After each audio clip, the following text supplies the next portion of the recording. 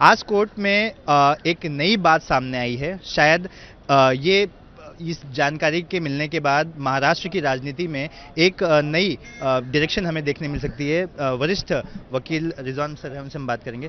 Sir, क्या आखिर आपने इलेक्ट्रॉनिक एविडेंस दिया है और क्यों दिया है? क्या था आज कोर्ट में जिसकी वजह से दिया? सीआर नंबर 201 जो थाना पुलिस स्टेशन का जो रजिस्टर है, जिसके अंदर संजय पांडे, मनोहर पाटिल, सरदार पाटिल, श्याम सुंदर अग्रवाल, शेखर जगताप, शुभम अग्रवाल, शरद अग्रवाल सारे आरोपी है और इन्होंने षड्यंत्र रची है। उस एफआईआर के अंदर कंप्लेन ने लास्ट पैराग्राफ के अंदर जो जिक्र किया है कि ये सारा का सारा केस गया था एकनाथ शिंदे साहब और देवेंद्र फडणवीस साहब को ट्रबल करने के लिए, उनको अरेस्ट करने के लिए।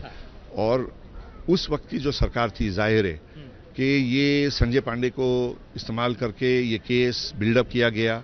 उस केस के अंदर शेखर जगताप को सरदार पाटिल और लोगों ने यूज किया था कोर्ट के अंदर जाके अपीयर करने के लिए, और उन्होंने सरकारी वकील के अपनी स्पेशल पीपी की अपॉइंटमेंट भी जो प्रोड्यूस की है वो भी बोगस है। मैं इस चीज़ का इन्वेस्टिगेशन बहुत ज़रूरी है, बिकॉज इन्वेस्टिगेशन के दौरान अगर पता चले कि दो इतने सीनियर पॉलिटिशियंस को टारगेट किया जाता है और ऐसे झूठे केस की बुनियाद के ऊपर, तो कानून बिल्कुल स्पष्ट है कि एफआईआर के इन्वेस्टिगेशन के दौरान अगर एक ऑफेंस को इन्वेस्टिगेट करते हुए दूसरा ऑफेंस डिस्क्लोज होता है तो उसको भी इन्वेस्टिगेट करना चाहिए। तो हमारी मांग तो यही है, और हमारे पास इलेक्ट्रॉनिक एविडेंस है। एक विटनेस जो कि ऑफिसर से खुद बात कर रहा है, उसने रिकॉर्डिंग किया है, उसको इन्होंने जानबूझ करके एक्यूज बनाया है। वो पहले चार्जशीट के अंदर विटनेस था, रेवेन्यू का ऑफिसर था। उसके टाइम पे उसको आरोपी नहीं बना, उसको आरोपी अभी इन लोगों ने बनाए। उसके बाद में जब ये बेल पे छूटा है तो इसने ऑफिसर के साथ में जब बातचीत की, स्टिंग ऑपरेशन की, उसके अंदर कॉन्वर्जेशन है। उस कॉन्वर्जेशन में ऑफिसर खुद एडमिट करता है कि ये पूरा का पूरा केस जो बनाया गया था एकनाथ शिंदे साहब और देवेंद्र फडणवीस साहब को टारगेट करने के लिए। अगर ये हुआ है तो इसका इन्वेस्टिगेशन होना जरूरी है। इन्वेस्टिगेशन जारी है, इन्वेस्टिगेशन खत्म होगा, चार्जशीट फाइल होगी तो पता चलेगा कि पर्दे के पीछे कौन कौन थे। सर, ये एविडेंस आपने आज कोर्ट में सबमिट किया है, कोर्ट को बताया इस बारे में? एविडेंस हमने बता चुके हैं, कोर्ट के एविडेंस है। वो पेनड्राइव दिखा सकते हैं? वो जो सारा का सारा जो कॉन्वर्जेशन है ना, इस पेनड्राइव के अंदर है, वो हम कोर्ट के अंदर प्रोड्यूस करने वाले हैं। ये पेनड्राइव इन्वेस्टिगेटिंग ऑफिसर के पास प्रोड्यूस हो चुका है। उस विटनेस से प्रोड्यूस कर चुका है, उसका स्टेटमेंट भी रिकॉर्ड हो चुका है। लेकिन जब ये लोग क्वेश्चन के लिए आए, ये बोलते हुए कि भाई कोलाबा का सीआर और थाने का सीआर आइडेंटिकल है, तो मजबूरी के ना हमारे को यह मटेरियल कोर्ट में लाना पड़ा बताने के लिए कि इस केस का दायरा इतना नैरो नहीं है, काफी वाइड है दायरा, और इसका इन्वेस्टिगेशन होना बहुत जरूरी है। सर, क्या इस पर नई एफआईआर दर्ज होगी या फिर इसी एफआईआर में उसकी जांच करनी? नई एफआईआर दर्ज होने की कोई जरूरत नहीं है, क्योंकि ये जो मटेरियल है पहले एफआईआर के अंदर है। तो कानून सुप्रीम कोर्ट का बिल्कुल सही है कि एक ट्रांजैक्शन के लिए आप एक ही एफआईआर रजिस्टर कर सकते हो, सेम ट्रांजैक्शन के लिए तुम दूसरा एफआईआर रजिस्टर नहीं कर सकते। तो इस इन्वेस्टिगेशन को 201 के दायरे में ही लेके जाना पड़ेगा। आज कोर्ट में फिर क्या हुआ? ये जब आपने सब बताया, आगे की तारीख दी गई कि अभी हियरिंग कंटिन्यू होनी? जो हियरिंग कंटिन्यू होगी वेडनेसडे को, दूसरे सब आरोपियों को सुना जाएगा। मैं बॉम्बे में नहीं होने की वजह से मैंने रिक्वेस्ट किया कोर्ट को, मुझे 20 तारीख को सुनो, तो कोर्ट मुझे 20 तारीख को सुनेगी। संजय पुनिया जी भी, उनसे हम बात करेंगे। सर, वो क्या है, ऑडियो के बारे में थोड़ा ट्रांसक्रिप्ट बता सकते हैं? उसमें क्या क्या और कौन से साल की बात कर रहे हैं लोग? 2023 का ये ऑडियो ट्रांसक्रिप्ट है, सॉरी वीडियो ट्रांसक्रिप्ट है।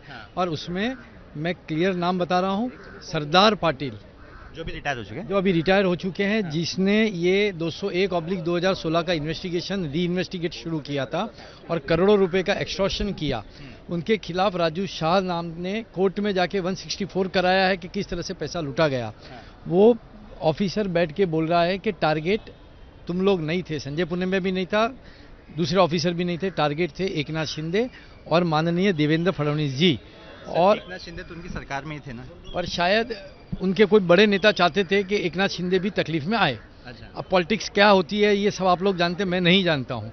बस मुझे इतना पता है कि वो वीडियो में ये बहुत क्लियर बता रहे हैं कि 2 जन टारगेट थे, और उसके लिए मुझे भी बहुत प्रेशर किया गया कि भाई ये दोनों जनों का नाम ले लो कि ये लोग यूएलसी स्कैम में इन्वॉल्व थे।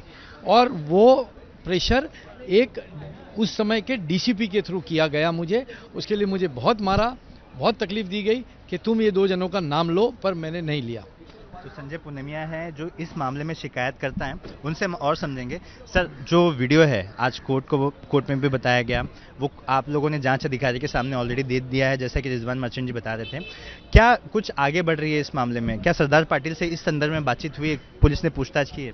देखिए, पुलिस कैसे इन्वेस्टिगेशन कर रही है उस बारे में मुझे कुछ भी पता नहीं है। हाँ। मुझे बताया नहीं जा रहा है, मैंने कोशिश भी की तो बताया नहीं जा रहा है। हाँ। इसलिए इस बारे में मैं आपको कुछ नहीं बता सकता हूँ कि पुलिस किस रास्ते पे किस तरह से इन्वेस्टिगेशन कर रही है। धन्यवाद। तो आपने सुना संजय पुनिया जो शिकायत करता है इस पूरे मामले में, जिन्होंने बहुत ही चौंकाने वाली बात कही कि ये जो पूरा मामला जो दर्ज किया गया था, संजय पुनिया उसमें आरोपी थे, फिलहाल इस मामले में शिकायत करता है। इनका दावा है कि जो उस वक्त के जांच अधिकारी थे एसीपी सरदार पाटिल, जो फिलहाल रिटायर हो चुके हैं, उनका एक स्टिंग ऑपरेशन है जिसमें उन्होंने दावा किया है कि उस वक्त देवेंद्र फडणवीस और एकनाथ शिंदे को गिरफ्तार करने के लिए ये सारा षड्यंत्र रचा गया था। इसमें इन्हें बलि का बकरा बनाया गया था।